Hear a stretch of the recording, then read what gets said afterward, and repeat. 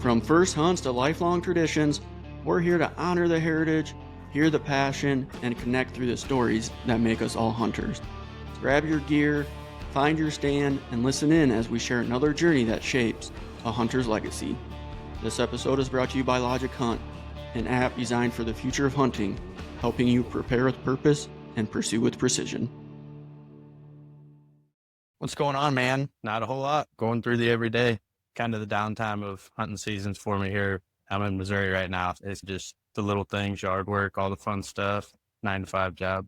Is that where you're at, Missouri? Yeah, that's where I'm at right now. I was born and raised in Missouri, went away to Mississippi when I turned 18 to go to college at Ole Miss. Per usual in Mississippi, spent the next 5 years down there in college. Ole Miss will always be the best 5 or 6 years of your life. That's where I really dove into waterfowl hunting and kind of that sort of thing. Just a completely different atmosphere than it was back home. And then I moved back home about 2 years ago, and I still go back and forth to Mississippi once it comes waterfowl season. What part of Missouri are you in? Barnhart, so it's about 45 minutes south of St. Louis. We're right on the Mississippi River. Far eastern. What's the landscape look like over there? Little bit of everything. Right in our area, you still get the Ozark Mountains, but then you cut across River, Illinois, and you're flat cropland. You go a little south, you're in the Boot Heel, waterfowl mecca, that's flat cropland. And if you go north, the other side of the city, you're at flat cropland. So just a couple hills in the middle, but nothing crazy. Yeah, I've been down to St. Louis. Before we move on, why don't you share a little bit about yourself? You said going through the 9-to-5 grind. What's a day in the life of Chase look like? Up until March 17th, I was a commercial banker. Spent 2 years in commercial banking. That was kind of my everyday. It had its pros and cons. Big thing for me was all the holidays off. When it came about hunting season, you're getting, this Monday off or that Friday off or whatever. It was great. In the meantime, I worked at a local gun shop called Dunn Sporting Goods, kind of a mom and pop shop for around here. But we do have an online store that does quite a bit. Around my birthday, March 16th, I decided, I've worked here forever. I don't hate banking, but I wanted to do something I was more passionate about, which is the outdoors, the hunting, the fishing. I talked to the owner of Dunn Sporting Goods and said, hey, can I come full-time here while I find something else? He said, yeah, sure, absolutely. So in mid-March, I went full-time at Dunn's just to get into the industry I was more passionate about, the one that's been kind of my whole life growing up. And from there, I've been there doing a lot of the ATF compliance stuff, inventory management, that sort of thing. But the big thing is I'm selling guns every day. I'm talking to hunters, I'm talking to fishermen, helping the archery department. I'm with hunters every day now, and it's a big change of pace, but a fun one. And we get time off once it comes around hunting season that the boss knows we're going to want to hunt. Hey, can we take this 3-day weekend, this 4-day weekend? Yeah, sure. Go ahead, get after it. We'll be here. I might have to recruit you. I'm been looking for somebody to join me on like a bonus podcast episode during hunting season and doing like a Facebook Live, YouTube sort of stream where people can come in and give rut updates. And I think you'd probably be pretty good at it. It'd just be nice having a second person to kind of, depending if we grow it or whatnot, and more people come in, guiding questions. The way I visualize it is kind of having a Facebook Live, and you can use this tool, Riverside, where people can join in as audience and they can just chat in questions like, hey, this is what I'm seeing in Georgia. This is what I'm seeing here. And if they want, they can call in and be in a waiting room so they could get on the Riverside app. Okay, I'm going to call in. As soon as we hit accept, they could pull up their camera like, hey, man, this is what I'm seeing here in Tennessee for waterfowl action. I bet you'd be good at it. I'll have to talk to you to see if that's something you're interested in. Yeah, we can talk about that. Deer aren't my forte, so to speak. I've killed a couple decent deer in my life, but that's what started the hunting drive for me, but it's definitely not the driving force anymore. I know a lot of guys kill a lot of big deer, but for me, it's the things that honk and fly around and that sort of thing. But no, that'd be something I'd be more than happy to talk with you about. Even if I can't give the best updates myself, I got plenty of connections across the central U.S. that are not even about giving updates. I would just need somebody to join in and guide the audience if we start getting audience, because I want to do it for more than just deer hunting too. Migration updates. I don't know anything about migration updates, but I think it'd be cool to build that community where people can share updates of what's going on. Yeah, get the updates across the board, especially when it comes to birds. It's a big help when it comes to people planning trips and stuff. So they can look back to the podcast from last year and say, oh, this time of year, the birds were here. We're going to plan a trip for this coming year. So let's look at that week when we want to go to this area. Birds aren't always doing the same thing, but you get two types of migrations. You get your weather push and you get your calendar birds. Calendar birds, say it hits November 15th, they're going to fly no matter the weather. And your weather birds, they're not going to move until it gets locked up in ice and they pack up and go. So at least it'll help guide some people when it comes to those calendar birds. That's interesting. You say that. Waterfowl are kind of a weird thing, but there are two types of migration, and some biologists disagree. And I'm by no means a biologist to say that this is 100% factual, but the research I've done, the people I've talked to that hunt all of the U.S., all over Canada, they'll all kind of say the same thing. You get two pusher birds, you get your counter birds, you get your weather birds. Some people tell you counter birds are more than weather birds, vice versa. In my opinion, and a lot of people's opinions, there are two pushes of birds. So it could at least be handy, your weather birds, you got to track the weather with, but your calendar birds, you can almost nail. There's some GPS tracked birds that some biologists have studied that on the same date every year, within 24-hour period, they start their migration south. Yeah, this is super interesting. I got more questions for you, but to jump back to your commercial banking, what kind of banking were you doing? I've recently met with a lot of bankers trying to start this company, and they don't like giving money out. So I did a lot of commercial construction, that sort of thing, a lot of acquisition lending, stuff like that. And I did a little bit of the stuff to kind of help with startups, but startup banking is a really weird, kind of unique situation. Everything's a little different. And from what I gathered, my little over 2 years in commercial banking, startup lending is really heavily dependent on outside factors. When the economy is super strong and everybody's really confident that people are more optimistic, they're more likely to take the risk. With things right now like the tariff discussions and negotiations, things like that, everybody puts their foot on the brake and kind of wants to step back from any risky lending. So that's where you start seeing a lot of banks like right now won't lend on much unless there's real estate involved. Too many questions, too much unknown in the world right now. And so because of that, they don't want to take a chance, not because that company plan isn't strong, but because they don't know what's going to happen. Exactly. And just with a new startup mobile app, there's a lot of questions. So you got out of commercial banking, said you're working at a gun shop temporarily. Is that what you want to do, or are you looking for something else in the industry? Right now, I've been looking elsewhere. The gun shop's a great place to work. I've had several discussions with the owners. They're all great people, but I don't necessarily find myself working in the gun shop permanently. Earlier last week, got an offer to go down to West Texas and guide for a gentleman for this coming waterfowl season and then seeing where it goes from there. So I'm thinking heavily on that. I had a few job offers and interviews with other companies in the firearms industry, bigger companies, sales companies, marketing companies, a couple manufacturers. So feeling things out there, but not making myself rush too fast. I'm really heavily weighing the option to go to West Texas and guide hunts for the next 6 months come September 1st and see where that leads. I'm not someone super hard set. I know I want to be in and around hunting, but I'm going to weigh in what's most beneficial. I do want a family one day, things like that. So I can't just say I'm going to travel the country and hunt every day because it may pay some bills, but it sure won't pay all of them. So It'd be a lot of fun, wouldn't it, though? But that's cool. I've never really tried getting a job in the hunting industry. I'm obviously trying to make it myself, but that's got to be pretty tough compared to something like agriculture. I work in agriculture, and it seems like there's endless opportunities there. Maybe I'm wrong. It's definitely tough. And a lot of that has to do with so many people willing to take those internships or do some of that work for free because they just want to do it. And so I have noticed, like when it comes to hunting specifically, there's a lot of people that will volunteer to do a job you were hoping to get paid for. But also there's millions of outdoorsmen all over the country. And there's not that many companies when you really get down to it that have the ability to hire people along with them. There's a lot of people that can make a living for themselves in the outdoors industry, but actually being big enough to provide a full income for an individual is a whole nother animal. That's a high cost. And yeah, there will be some benefit, but it's just not an industry that sees that kind of independent. It's hard to be a mom and pop, so to speak, and make money in the hunting industry. So that's where you return to your big companies, your Shields, your Bass Pro, those kind of companies. And they have a lot of openings as well, but that's not really my style, so to speak. I don't really want to go work at a big box store, big box chain. I think it has their positions, and I've considered some positions at a few like Bass Pro. I've interviewed and declined offers, but to me, that's not the atmosphere I want to be in. I want to be in the smaller atmosphere, the closer knit, be able to see my impact as a professional and an outdoorsman. Overall, I would say most of the jobs I've interviewed for and the offers I've got, I've had pretty lengthy discussions, and I'm hearing upwards of, 2, 3, 4,000 applicants for one job. So there are opportunities, but there's a whole lot of competition. I know it's probably a little bit out of your wheelhouse, but I see Tacticam's always hiring. I kind of had a conversation.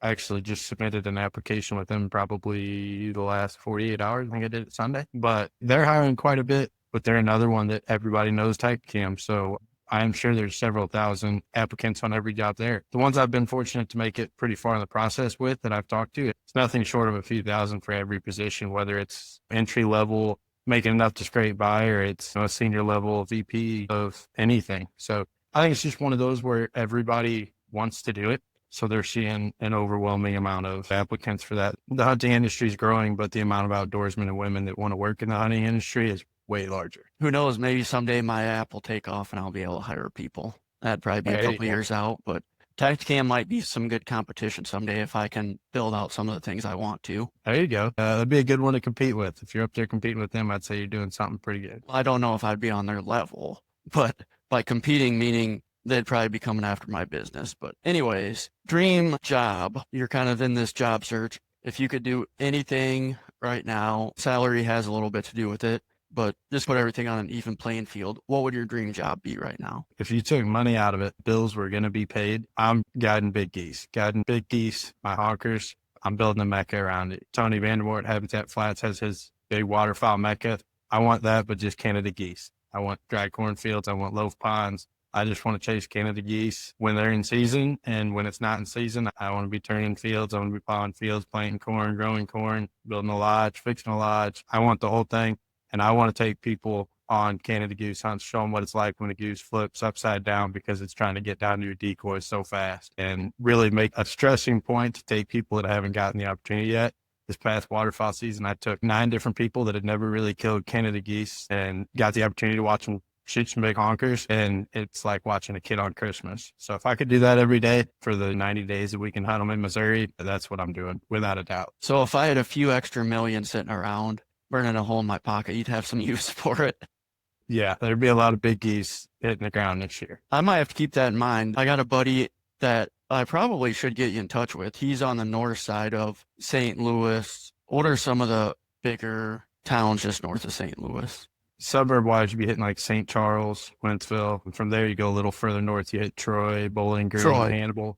But he's a big deer hunter, but I think he dabbles in the waterfowl a little bit. And he's got a pediatric dentistry in Troy. Big hunter, big into the thermals. I should get you in touch with him. He just moved down there a couple of years ago, so I don't think he has a big network, but he likes to waterfowl hunt. Troy is right up there by one of the big conservation areas in Missouri that does a draw system for waterfowl hunts.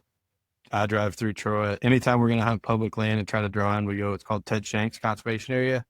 It's right up there outside of Bowling Green pretty well, which is about 15, 20 minutes north of Troy.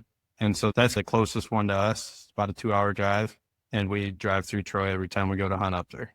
I'll have to get you in touch with him. When do you go waterfowl hunting? Because I've never been. So I'll use Missouri season just because I know it pretty well. But across the U.S., you can only hunt ducks until January 31st. Duck season cross country is shut down. It's up to the states how they want to schedule it before that. But in the central Mississippi flyway, we're obviously along the Mississippi River. We're considered the Mississippi flyway.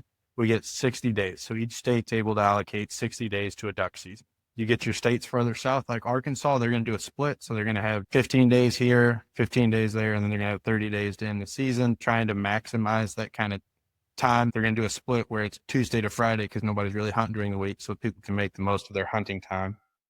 In Missouri, they do 3 different zones. So your north zone typically starts right around November and then ends usually right around Christmas. And then your middle zone usually start 2 weeks later. And then your south zone will start the beginning of December and run all the way to January 1st. So that's for ducks. When it comes to geese across the state, there's a little variance, but for the most part, there's an early season, which is the second week of October, and that's Canada geese only.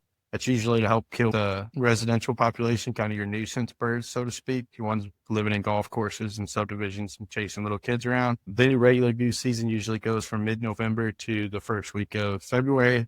And then from the first week of February to the end of April, you get your conservation snow goose season, which everybody dreams of. No regulations, no limits, no plugs, no shell limits, kill them all, snow goose hunting. That's where you get your guys with 10-shot extension tubes, groups of thousands of snow geese above you, and you just pour into them. And 100 bird days goal there. Any big snow goose hunter wants that 100 bird day. And I know a few that have gotten on them. I haven't yet, but I've been on a few 50 bird days, but getting that 100 bird day is a mecca there. Is it just being at the right place at the right time or knowing how to work the flock? Snow geese are kind of a lot of people call them the white devil. They're a weird thing. They like to be in huge groups. I'm talking groups of 10, 20, 30,000 minimum. I hunted out in Mountain City, Missouri 2 years ago, and on the refuge right next to the field we were hunting, they were sitting over 2 million snow geese. So hunting them's a bit of a challenge because it's not like ducks or big geese where you might be picking off a flock of 15 or 20 if you're lucky. You're trying to pull down a group of 5 or 6,000 that are flying together. There's two ways to hunt them. People will traffic them. I know guys that run 2,500, 3,000 decoys, and you're trying to just look big enough that they want to come check you out. And then some of it's chasing feeds. And I know guys that do that with 200 decoys. I saw where they were all feeding the night before and they hope they're going to feed there again. Some days you can hammer them like that. Some days they're going to fly right over that field because they ate it out the day before. And it's a big pain with them is you can chase feeds, but with it being so many birds, they're going to eat out a field pretty quick and be on to the next one. 2,500 decoys, is that what you said? That's pretty typical for some of your bigger outfits and stuff. What are they using, milk jugs? Back in the day, they used to use white plastic bags. I still know guys that do it. Nowadays, you can't get away with that. They've been hunting so hard, so long, but they've gotten pretty smart. And I can be honest, I don't really chase them too much because it takes a small army to really hunt 2,500. Those guys are putting full bodies out. They'll fill 2, 3, 4 trailers full of full bodies and then put them out. And some guys will put them out at the first of the year and then hunt them all year. They won't move them. Some guys are going to put them out and pick them up every single day. And those are your guys that are going to really kill the birds. But that's a whole nother level of work. How many people they got out there setting these decoys? 10, 15. I've seen groups, almost 20 guys doing it. My God, it'd take hours to set them up and take them down. You're setting decoys starting about 1 a.m. and you're hoping to be done and ready to go by the time the sun comes up. I'll just pay somebody and show up. I don't need to get in all that. The good part is if you're picking them up and moving a bunch, you can get away with fewer. One of the biggest guys in Southern Illinois, I know he only uses about 500, but that's still, it's a lot of work. Snow geese are a ton of work. What about the Canadian honkers? What do you have for decoy set up there? Most of my hunts, and it's pretty situational depending on where we're hunting, but I do a lot of farm ponds, a lot of little loaf ponds. So the way Canada goose works, it's going to roost on usually bigger water. A lot of the geese I hunt roost on the Mississippi. And then from there, they'll wake up first thing, go eat somewhere. And then when they get done eating, they're going to go to a little farm pond and they kind of loaf. That's where they take like their midday nap, so to speak. And so I do a lot of loaf hunts where the first group of birds you see, they're flying right over your head. They're going to a cornfield to eat, but on their way back, they're going to stop and hang out with you. In my opinion, that's when they're the dumbest. They got their full belly and they just want somewhere to nap. But at a minimum, I'm running 2 to 3 dozen full bodies. If I'm loaf hunting, there's always water, so then I'll put a dozen floaters out. And on a normal Canada goose hunt, you can get by with that. I only hunt with full bodies now. I did the silhouette thing for a while, and that was great because one guy could carry 5 dozen real easy. But I've had a lot better luck with the full bodies and stuck that route. But at a minimum, I would say, and I know guys that kill them over 3 or 4 decoys. I'm not saying you can't, but typically 2 to 3 dozen full bodies will work most places for your typical Canada goose hunt. This is why I'm afraid to go goose hunting, because I already have enough expensive hobbies. And I refuse to go because I don't want to end up buying a trailer full of decoys and a boat. And God, it's got to be expensive. Me and a group of guys I hunt with around here, it's to the point that one of them bought a boat, one of them bought a garage to store everything, and I think I drew the straw buying a trailer. So I got to look at getting a trailer because we had just been taking 2 or 3 trucks everywhere we hunted and filling the bed of each truck. And now it's like, all right, we got to have a trailer. We can't get by with this anymore. So I think that's my next route is trailer shopping, making sure I got one that can fit everything. Cause I think between the 4 of us, we're looking at 15 or 20 dozen decoys and you got to get blinds in there and everything else. So it's not a small trailer that can fit everything. It's just mind blowing to me how much goes into goose hunting compared to sitting in a tree stand. It's a different ballgame. I tell people all the time, it takes miles to waterfowl hunt, especially here. I use my Jeep, for instance. I got a good deal on a 4-door Jeep. I bought it, it had 28,000 miles on it. I bought it October 1st, right before waterfowl season kicked off. That next May, when I looked at the odometer, I'd put 30,000+ miles on it. And I was working 5 minutes from my house. That was all going to look for birds, driving 2 hours here to hunt, driving 2 hours there to hunt, taking a weekend to go here. I was looking for birds. And that's one good winter. Take some miles, take some time. But when you get on a good hunt, nothing beats it. That's got to be a unique challenge. At least with deer, you can drive around and scout and know that deer is going to be kind of within that area. You could probably be scouting for honkers and find the flock where you want it and then come back the next day and they could be nowhere in the area. Is that accurate? When you're hunting migrators, I say you got 3 days. From what I've seen, the groups I've seen, it seems they work in 3 days. So if you're hunting migrating geese, they're going to stop that first day, kind of catch their breath. They might have flown 1,500 miles that night, maybe further. So they're going to stop, catch their breath. Then they're going to spend a day kind of recouping, eating, just getting fat, building up calories for the next big push. And then that third day, they're going to eat. That next evening, they're going to pick up and go. So you got to get on them pretty quick. We had a field we watched this year that didn't have birds in it all year. Come January, randomly, there was, I think, 4 dozen birds out there. We went and knocked on the farmer's door. He says, yeah, you guys are late. 3 people have already asked. And sure enough, the next day, there's a group of 10 guys out there just hammering them. You got to be on quick, too, because in that situation, we had only known those birds were there for a few hours and 3 people had already asked. So not only are you fighting the birds, continue pushing, but you also got to fight other people wanting to hunt them. Yeah, I need to go sometime just to experience it because not ever doing it, man. How can you get so deep into this? But it's got to be a lot of fun. That's why I like geese over ducks. You can get deep into geese and you always have your resident birds. So there are birds that will never leave the same 20-mile radius. Now, those birds are smart and they're hard to hunt because they never leave. But you're getting a group of birds that you know are there, kind of your old faithfuls. In worst case scenario, you can chase them. But when it comes to working ducks versus geese, everybody talks about ducks in the timber in Arkansas and dry fields up north where it gets a little colder. And ducks work awesome. You know, you get a big swarm of ducks. A lot of people say they take an elevator down to you. But when it comes to big geese and they want to get down and they want to decoy, they will completely flip upside down and drop elevation like a rock. And when you see a group of birds in the distance and all of a sudden it looks like chaos and they start flipping upside down, there's nothing more satisfying. They're giving it up and all you got to do is click the safety off your gun and get ready. I've seen gobblers come through the woods. I've seen 140-inch bucks come into rattling horns. I've seen ducks take an elevator down to me, but nothing beats it like Canada geese flipping upside down. A lot of people mount, especially snow geese and stuff, a lot of people mount them flipped upside down because it's the first time they see it.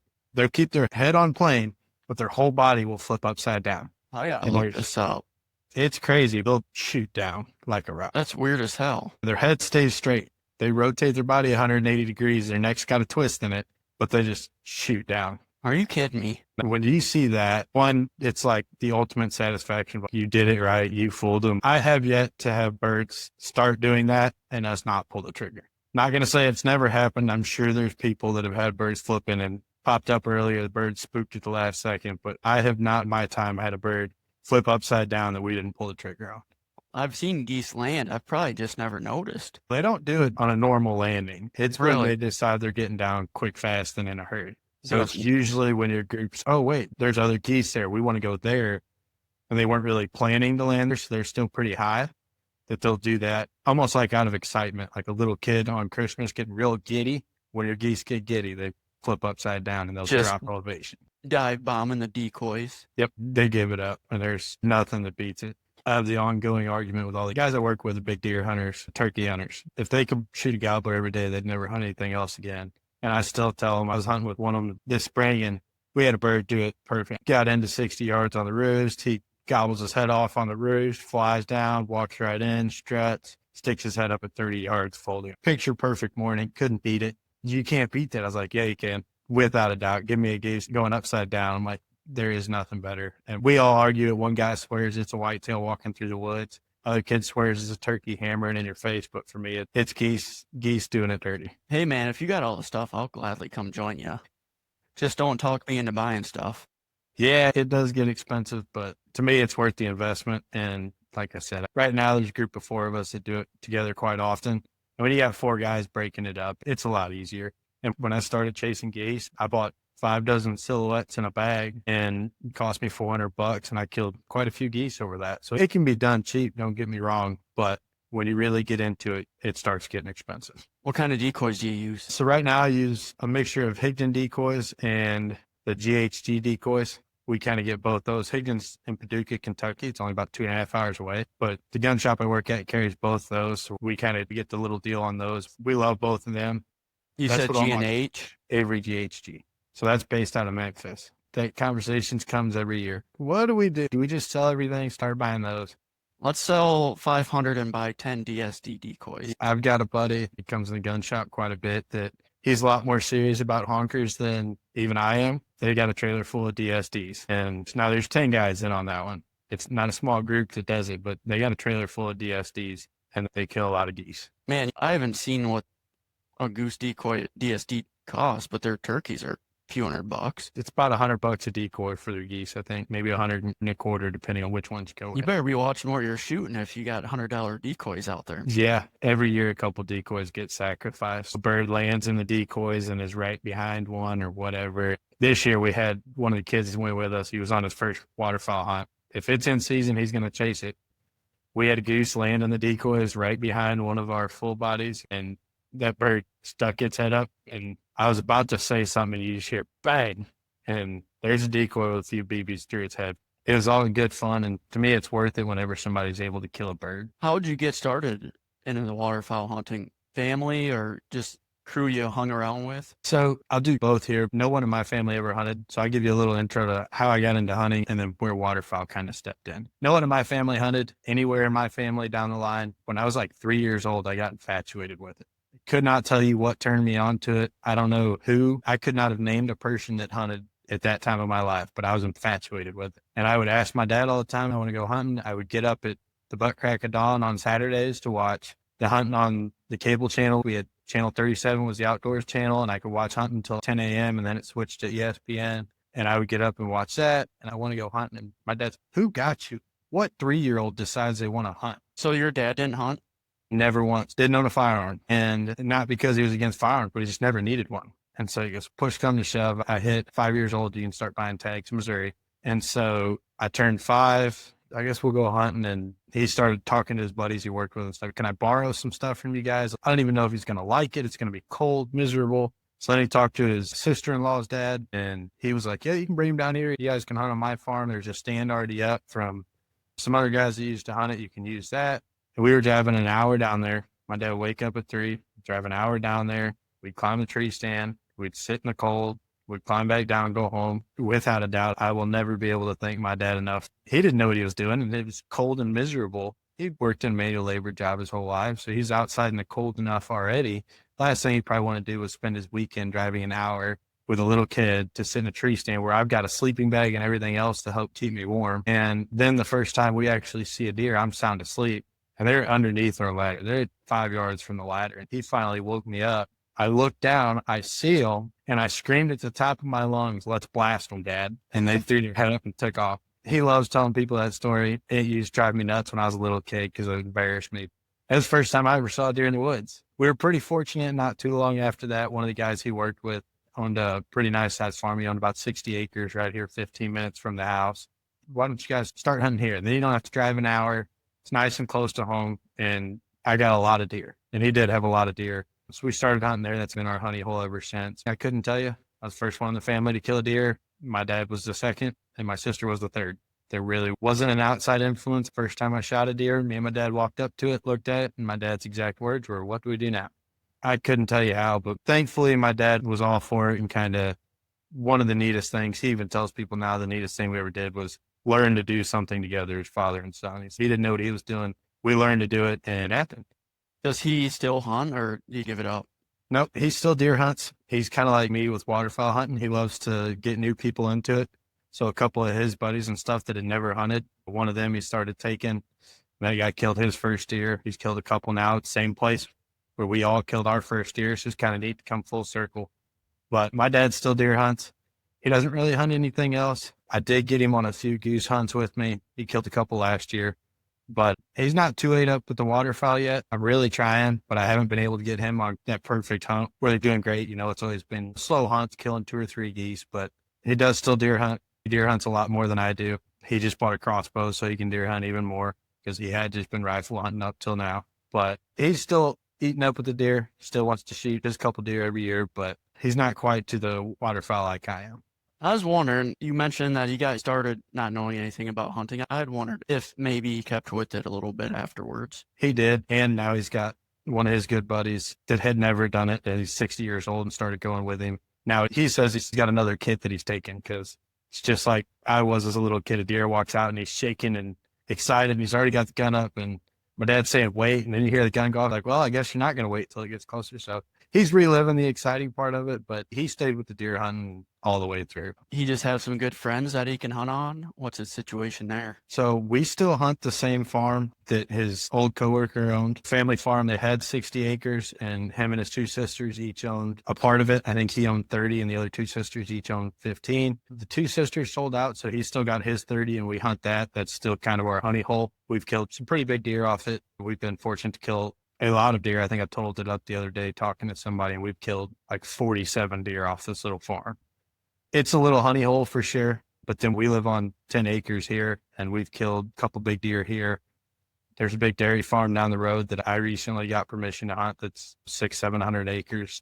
There's another big chunk that we haven't really talked too much about deer, but I know deer are quite the nuisance for them. They let me turkey hunt it. We've known the family our whole life, and so we're hoping that they'll let us deer hunt it as well this year. A lot of it's my dad will help people out, and then in exchange over the years, he's built some pretty good relationships. There's a few people with a little ground that will let us hunt. Sometimes that's all you need. That's a lot more than most people have. One year I killed at that time, my biggest deer, and it was at the bottom of the hill on the 10 acres my family was building their house at the time. So it doesn't take a lot, but where we live, we're pretty fortunate that we're still rural enough that there's a lot of 10-acre lots. So when you get a bunch of 10-acre lots and you can get permission on all of them, suddenly you got 50 acres. Where we live is back up a big hill, and it's 10-acre minimums. Where they all back up, all the houses are built right up by the road. So where they back up is like a little valley that's almost 40 acres that we can chase deer in. That's pretty cool.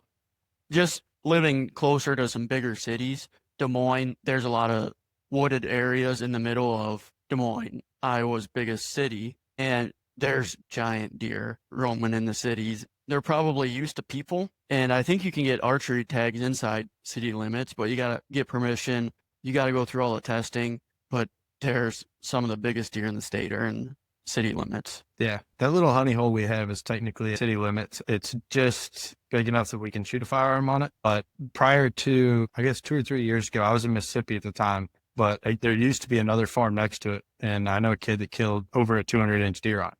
But it's right up there in the middle of a bunch of subdivisions where they're really not getting hunted that hard, and they're able to just sit there, get comfortable, and get big. Is it archery only?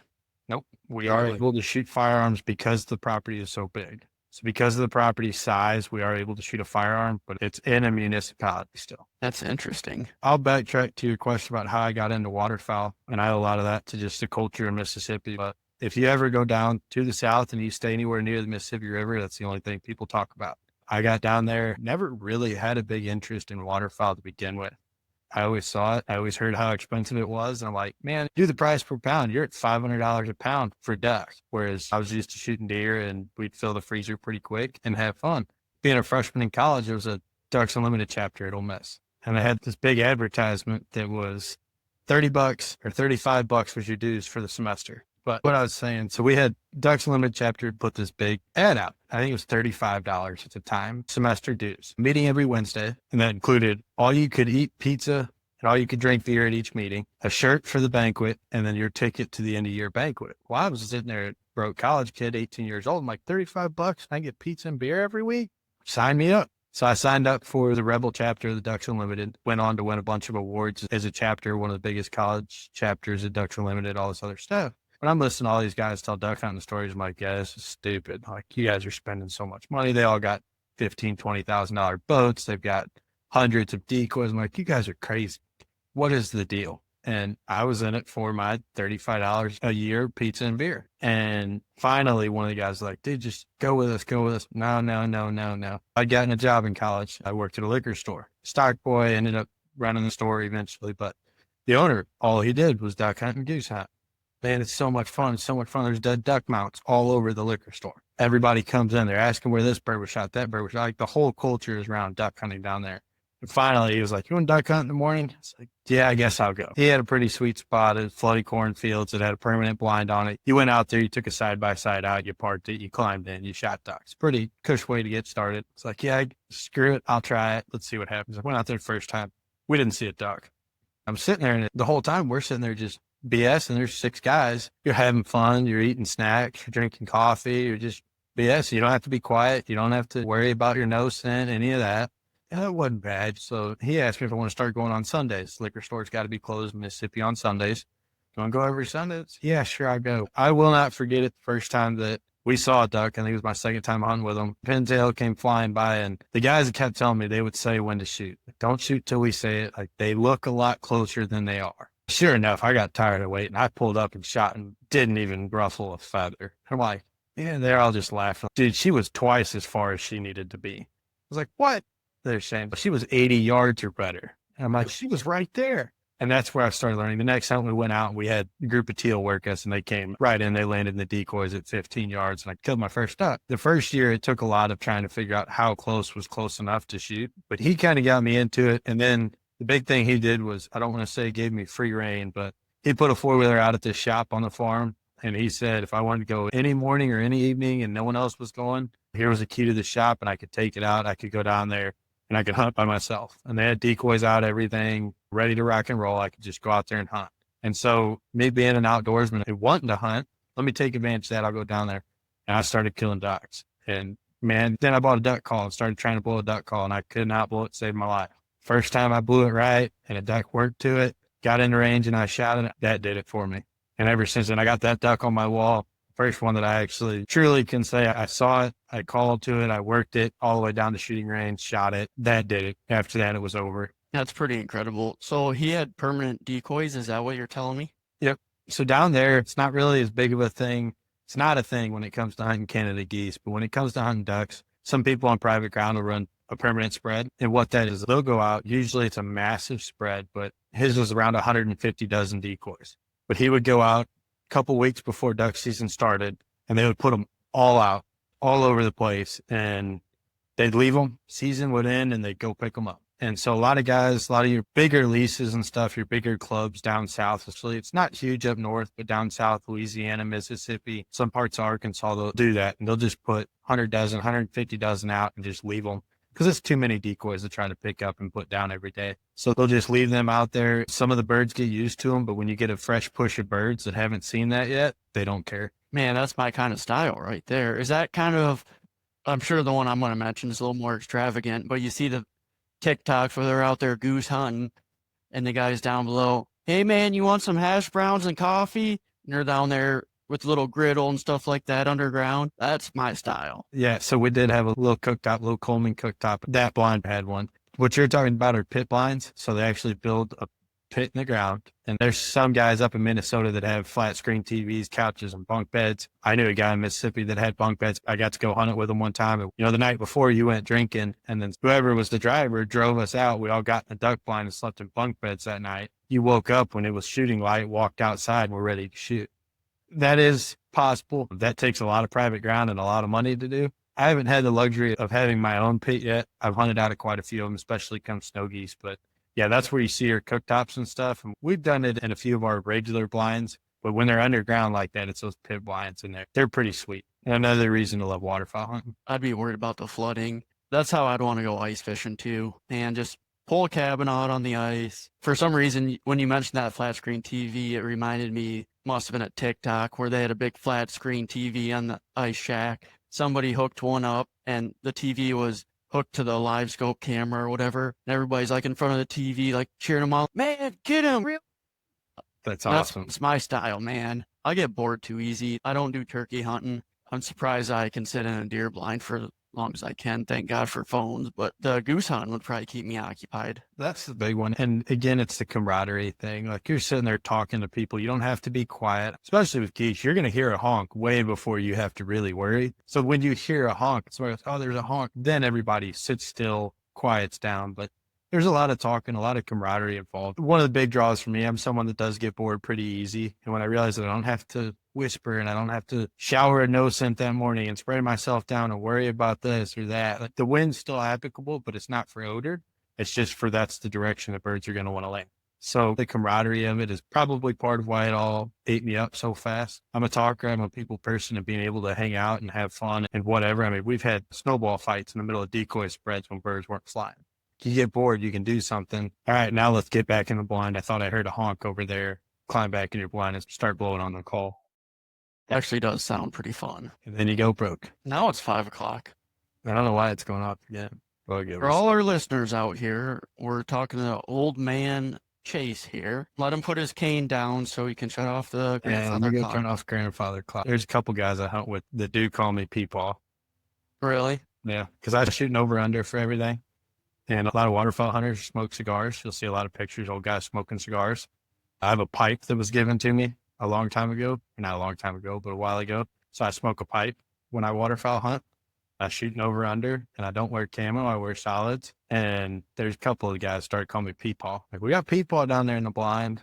I got a buddy that is a game warden. He goes, dude, if I ever came up to check you while you were hunting and saw you climb out with an over under, a pipe, and not a lick of camo on, I would think I was talking to somebody's grandpa that was on a runaway. That's pretty funny. Yeah. It hadn't stuck with everybody yet, but there's a handful of them that have clung to it. And I don't care. I kill birds the same as anybody else. I don't have to be head to toe in camo, but I still wear a little bit of it. And I'm not against it. Just bought salads and they're more versatile to me. I'm one of those guys that's a little OCD. If I'm going to wear camo, the pattern's got to match or I'll fidget. So the way to avoid that was just not wear patterns, wear salads. So you're saying you're like me, where if you buy a Sitka top, you got to buy a Sitka bottoms, the matching one. Yep. All of mine and the guys I hunt with, especially the group I work with, they love to make fun of me for it. And they will wear as many different patterns as they can when we go hunt. And it doesn't bother me when it's other people. Like, yeah, you look goofy, but whatever. But when it's me, I'll fidget. And so that's when I started the whole salads thing. And it's been that way since. Dark brown, dark green, maybe a little black, but it's all salads. I might have a camo hat on or something, or I've got a camo vest, but 90% of mine's salads.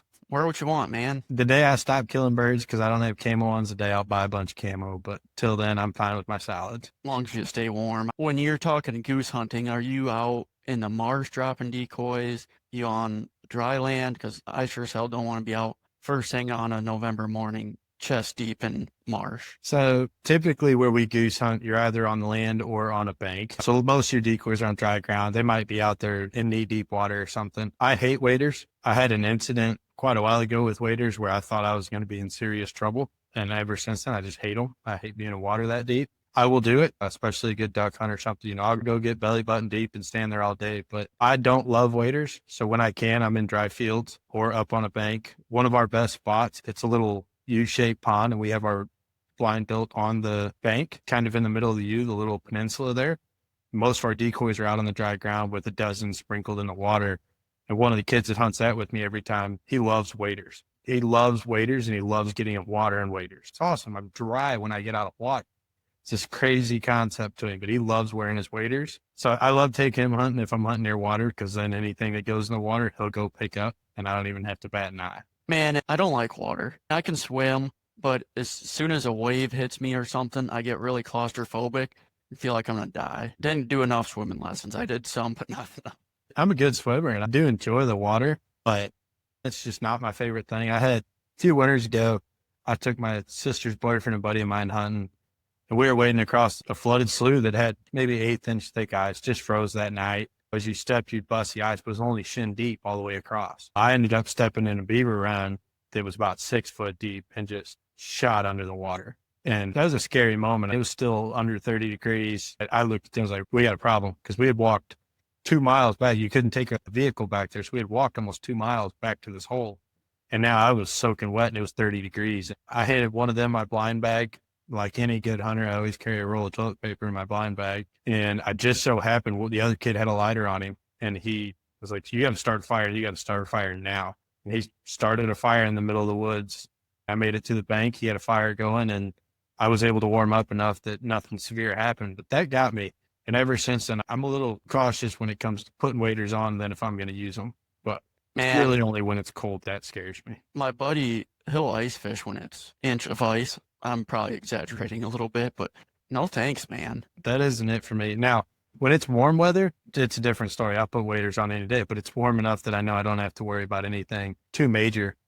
Back to the one spot, the little U-shaped lake with the peninsula. We were hunting it this past year in early season. So it was that October week and the weather was fine. We were in maybe a sweatshirt if you wanted, but really you could hunt it in t-shirts. And we had a group of geese come in. We knocked 5 of them down. And we don't have a dog. So usually you just let the wind blow it to the bank and you go over to the bank and pick it up. None of us had waders or anything because everything we'd seen was landing in the field. We weren't really anticipating the water. And if we did, like I said, we just let it blow to the bank. As soon as that bird hit the water, the wind stopped. This was an evening hunt after work, and we're just waiting. You know, we picked up all the decoys, picked up the rest of the geese. We're still waiting. This bird is still right in the middle. It's just not moving. And I'm like, we got to get this goose. Like, this farmer had just given us permission to hunt it. I didn't want to mess up that relationship by leaving a goose in the middle of his lake. One of us has got to get it. And the two guys I was hunting with, immediately, both of them were like, I didn't shoot that goose. Like, yeah, nobody shoots the goose that ends up in the middle of the lake. So it was my spot. Finally, I said, whatever. And I stripped down to my underwear and swam out there to get that goose. And that doesn't bother me, but it was 75 degrees out. Where are the dogs at in this situation? None of us had one. Still to this date? No, one of the kids is getting a puppy. When I moved back from college, I moved back here with my folks, and I already have one dog. I used to train horses and work cattle. When I did, I bought a cow dog, and I've got a working cattle dog, and she'll work cattle like no other. She won't hunt. She can't swim. She ain't a hunting dog. My parents' only request was that I didn't get another dog till I moved back out. I keep house shopping, keep looking for this, keep looking for that, but that way the housing market's been, I haven't found a house yet to meet my needs, so I still call their place home. And I told them I wouldn't get a dog. The other group of guys that were hunting with me weren't quite as eaten up with it as me, so neither of them had taken the time to actually get a dog yet. They kept pushing it off. And that was the last straw. When I swam out there to get a goose and got back, it was like, all right, one of us is getting a dog. And the one buddy just bought a house, and I think he's looking to get a puppy this fall. What kind of dog would you get? He's getting a lab. That's probably what I would get too. Kind of your tried and true duck dog. I know guys that hunt with Boykins, and I know guys that hunt with Chesapeake Bay Retrievers. But when it comes to an all-around duck dog, it is pretty hard to beat a lab. I had a lab for a lot of years. By a lot, I mean 5. You can use them for just about anything. They're probably the most versatile dog there really is. Yeah, they're just so easy to train, so willing to work for you, all that good stuff. I'd have a hard time getting anything else. My only decision to make will be color when I do get one, but that'll probably come down to who I know has got a litter available of good dogs, and that's what I'll go with. The dog I had was, there's 2 kinds. There's the American and there's the English. So mine was the American, the smaller frame one. The English one would probably be a little bit better for waterfowl, I'm guessing. I could be wrong. They both do a great job. You'll get a lot of push comes to shove. I know a lot of guys that like running a mix, so it's usually a mom was an American or a dad was an American, the other was English. One's a little slender, a little leaner, usually hits that 40, 50-pound mark.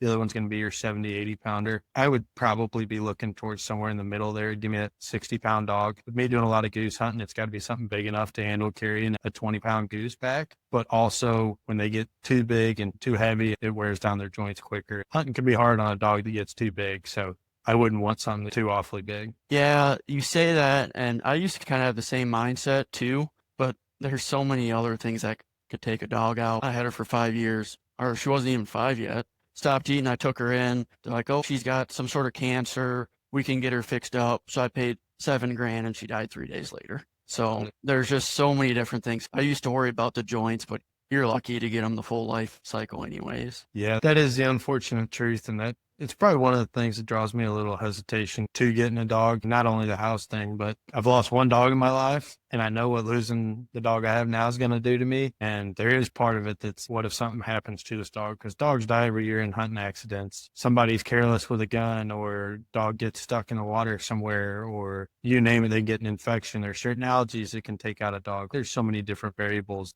I do a lot of my hunting, like I said, in dry fields, and part of me is like, I can still just walk out there and pick them up. There's still part of me that does think, man, I can get a dog and it's going to be great, but that's another dog I got to lose. But at the same time, I can get a dog, make these memories. To me, there's nothing more special than watching a working dog do its job. So it is neat. Don't get me wrong, but I do throw that every once in a while in the back of my mind where it comes up. But if I do get a hunting dog, then I got another thing to worry about. It's a catch-22, but I will probably have a hunting dog in the near future. I commend the people that run a good dog. I think it's a magical thing, and I think it's a special thing.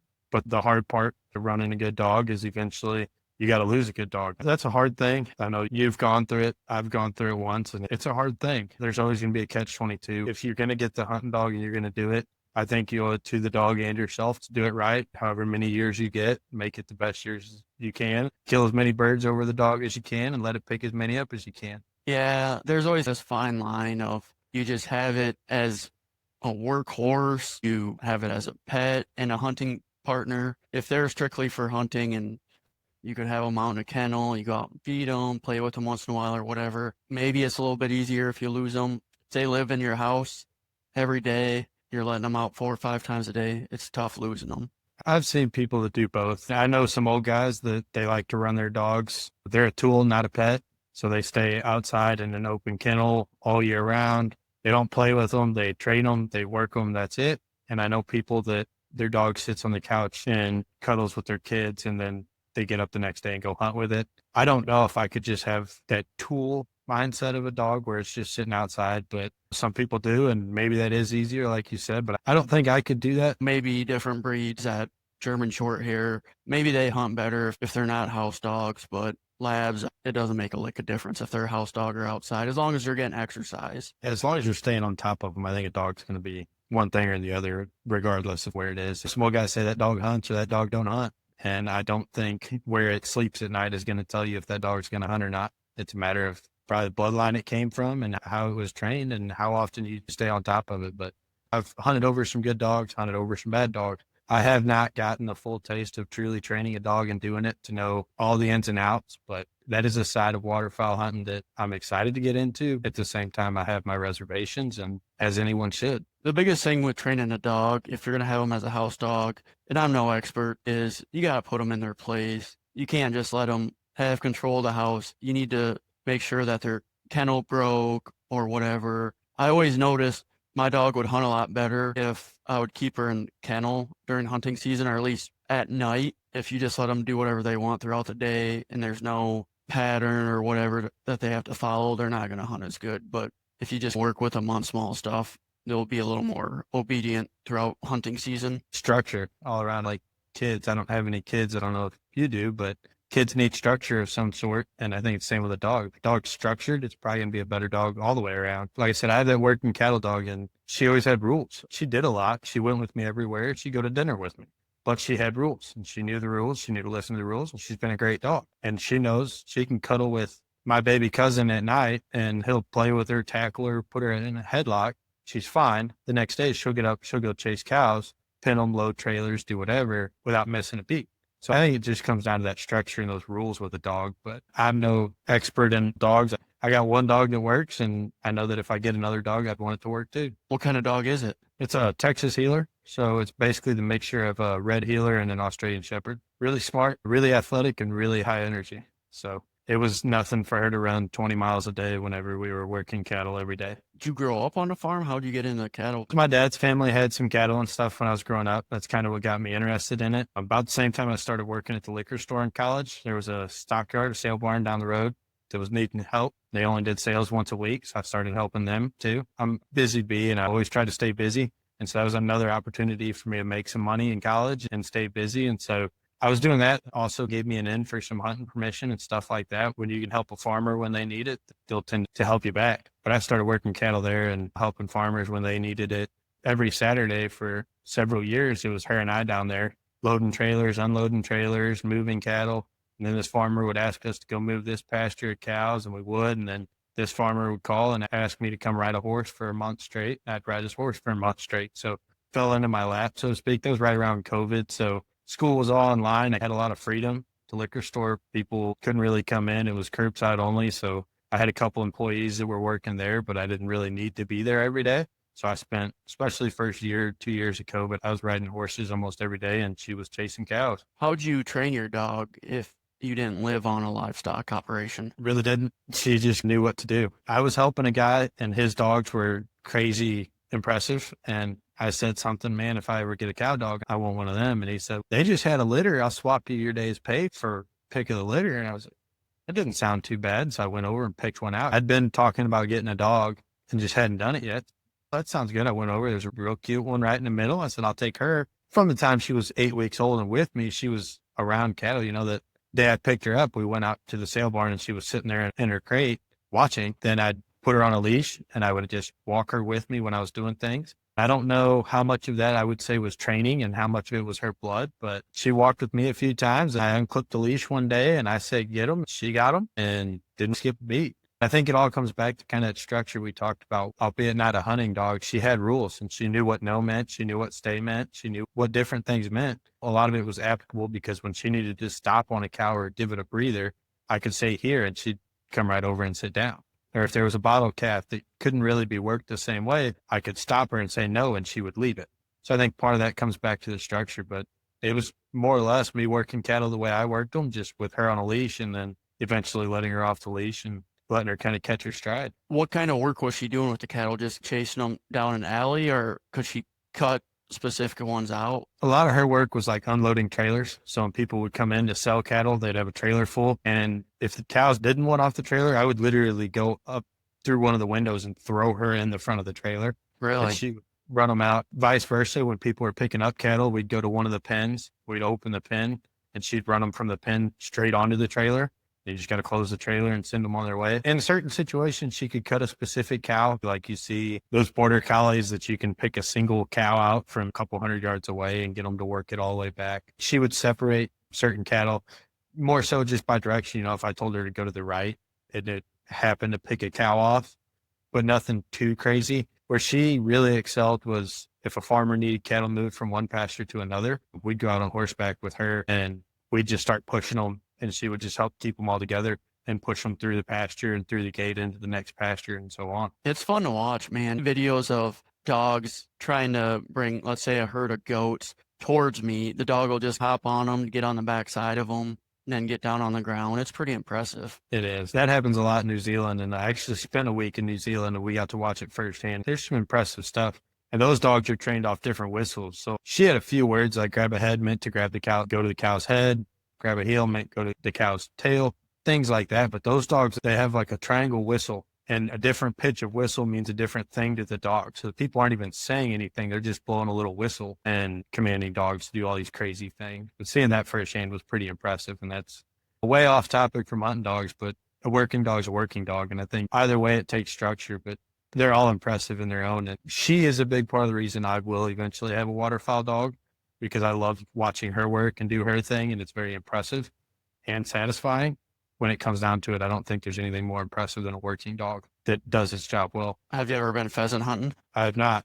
So that is one my old man wants to do. I think it's because it's shooting birds, but he doesn't have to worry about water. He's not a big water fan, but pheasant are pretty high on the list for me and him to go do at some point together. Look me up, man. I'll get you set up. We got a ton of them here. I don't have a dog. I'd have to line up a buddy, but more than you'd ever imagine seeing. It's a different ball game. The geese, you might see them come down, and a little bit of a warning. With pheasant, you could take a step and boom, they're up at your feet and you're fumbling around trying to get the gun up. I've heard guys doing it. They're like, it's scary because you got to make sure you're hunting with people that know what they're doing. Me and my dad, if we have bucket list hunts, so to speak, that's probably pretty high on the one we want to do together, just because we learned to deer hunt together. Waterfowl wasn't really the same, but he wants to try pheasant. And so it's probably one that we'd try to line up and at least go do a hunt together and see what it's all about. But I'll definitely have to keep you in mind, because push comes to shove, Iowa's really not too far away. 5-6 hours. Yeah. And I got a buddy that's a little bit further in northwest Iowa. They got a lot more birds up there. I just stick to one or two properties because plenty of birds, and they're big enough where it takes a lot of effort for the dogs to walk those properties. Pheasant hunting is about as fun as anything, especially if you have a good working dog. It's a lot of fun watching the dogs. I just think working dog, once again, doing its job is not going to be beat. So before we wrap this up, I don't know if you've listened to any episodes. We like to finish with some embarrassing stories. I think we've had a couple waterfowl stories, but I'm sure you got some good embarrassing stories to share with us, don't you? Oh, I do. The best embarrassing story for me is the first time we saw deer while hunting when I was a little kid and just screamed, let's blast them, Dad. And they ran off. My dad looked at me and goes, hey, don't tell them why we're here. So that one will never be beat. There's been times where New Year's Day this past year, we had a killer hunt. We all agreed we're just not going to party tonight. We had a great feed the next morning. We're like, we're just going to go out. We're going to just hammer the Geese. 5 of us went out. We get there. First big group comes in. They do it perfect. They're like 6 yards. And I call the shot. I pull up and my gun's not loaded. That happens to every waterfowl hunter a lot, where things are perfect and you pull a gun and you pull a trigger and it goes click. So everybody's had the ones where they've completely just airballed the group or just fumbled and not had their gun loaded, whatever. Embarrassing waterfowl stories. There was me on the side of the road when I was swimming out in my underwear to pick up the goose. One of the buddies took a picture of me coming out of the water holding the goose in my underwear, and that ended up all over the place at work. I can't think off the top of my head that I've had too many crazy, embarrassing waterfowl stories. Like I said, I've had the groups where I've just completely whiffed on something that was right in our face. We were picking up decoys this past winter. I needed to kill one more bird, and we had a duck just come right over top at 15 yards, and I just went 0 for 3 on her. And it was a hen. I don't discriminate shooting hens. I whiffed completely. But embarrassment-wise, I haven't had too many embarrassing ones. Knock on wood now. I'm sure I'm going to have them this year, especially if I head to Texas and run hunts down there. I'll end up embarrassing myself in front of some customers or something, and that'll be great. The way you're talking, you got some embarrassing stories not related to waterfowl hunting that are on the tip of your tongue. Yeah. There's some deer hunts that I've done more than my share of embarrassed myself on. Bring it on. One of them, so for the longest time, me nor my dad could shoot buck. It was just does. We just hammered the does, but could never get our hands on a buck. And first time buck ran out in the field in front of us, it was like 100 yards, not anything crazy. I was 8 or 9, and I shot, and it just stood there looking at me, and I shot again, and it stood there looking at me, and I shot again, and I shot again, and I shot again, and it just was not phased. I went 0 for 5 for it. Then he finally took off. My dad threw one at him while he was running and whiffed. So that was pretty bad to go 0 for 5 on a deer broadside at 100 yards. I was a little kid. The first buck I did shoot, I really thought I did the exact same thing. It was in the middle of the field. I shot it, and it started like jogging across the field, and I shot again and again. My gun holds 5, and my motto was to throw at them until I ran out of bullets. I did hit that one 4 out of the 5 times. It just never showed it. This deer that pushed almost 300 pounds on the hoof, so it was eating them pretty good. But embarrassment-wise, those would be 2 of my worst. I walked in, we were archery hunting. I walked into my stand alone for the first time. I had a set of eyes dart across in front of me. I didn't like it. I didn't know what it was. I kept walking. I had another set of eyes dart across in front of me. I think I was about to turn 15 when it happened, or I was 15, and I didn't like the eyes. I was alone, and I was like, no, I'm fine. I keep it together, because if I got to call my dad here, I'm never hearing the end of it. And I kept walking, and all of a sudden I heard a coyote start yapping. It wasn't real far away. And at that point, damn near dropped my bow and took off running through the woods. And I called my dad out of breath. I was like, there's coyotes. And he just started laughing. He's like, dude, you're up a tree now. I was like, yeah, I made it to my tree. He just started dogging on me then. You got scared because you saw a set of eyes that were probably a raccoon or a bunny rabbit. But because you heard a coyote in the distance, he says I swore up and down I was being tracked by the coyotes. I don't remember the conversation. I remember my heart rate being up pretty high, being scared. I did shoot a coyote with my bow that day, so I justify that like they really were tracking me. But by far my most embarrassing story comes all the way back to that first deer I ever saw. I don't know if you listen to any other episodes, but I think it was my first episode. We were a little bit older, but it was cold and rainy, and we were on stand, and deer were getting pushed to us, and me and my brother fell asleep on each side of a field driveway, and the deer ran right through us while we were sleeping. Yeah, that'd be bad, especially if anybody found out. That's how we found out, because people were in vehicles watching the deer. They're like, why aren't they shooting? Yeah, that'd be a hard one to swallow, too, because you're going to hear about it. I still get the, hey, Chase, you want to blast them? Sure do. That's how you know you've been watching a lot of hunting shows. Maybe that was it, and it was just excitement and everything else. But that one will haunt me till the day I die, no doubt. It's better than no stories. Yeah. Waterfowl related, most of them are just bad misses, and it's hard to tell a story. But one, it's usually like on a better hunt, and you're picking who's going to shoot first, and bird comes in and does it perfectly, and you completely whiff it. The worst part about it is one of your buddies will pick it up, and they'll come up behind you and smoke it. And it's like, you'll be like, I got to pick up your slack for you, don't I? There's those that you get your jabs in and you're going to hear about for a long time that are kind of your buddy one-upping you, but most of them haven't been too embarrassing, just big misses. And there ain't a waterfowler alive that hasn't missed a decoying bird. Same way with pheasants, man. A bird will get up and you're all trying to hit it, and your buddy will miss it, and you take it down and you give him crap. And then the next bird, you do it too. It's all just part of the game. It's why we all laugh about it. It's why we all got stories to tell, and why we all come back and do it again. There you go, man. It's been fun. I'm glad we finally got to do this and catch up. Glad I was able to be a different stride for most of the podcast. If I head to Texas and start running hunts, we'll have to reconnect in the middle of this waterfowl season and update some people and give that side of things. I haven't been to Texas, haven't been able to run around Texas yet with a gun in my hand and chase something, but that'd be another chance. Down there's mostly crane hunts. So I've never gotten that chance, and that'll be something new for me. It's crane and geese, I know. Cranes, I don't. So might be able to come back on and circle back on that one, the ribeye of the sky, and see how those go. It's so weird. To each their own. Thanks again for joining us on another episode of A Hunter's Legacy. Remember, hunting isn't just about the harvest. It's about the journey and the legacy we all leave behind. Be sure to subscribe, leave a review, and share this podcast with all the other hunters in your life. And if you have a story to tell, we'd love to hear it, because every hunter has a legacy worth sharing.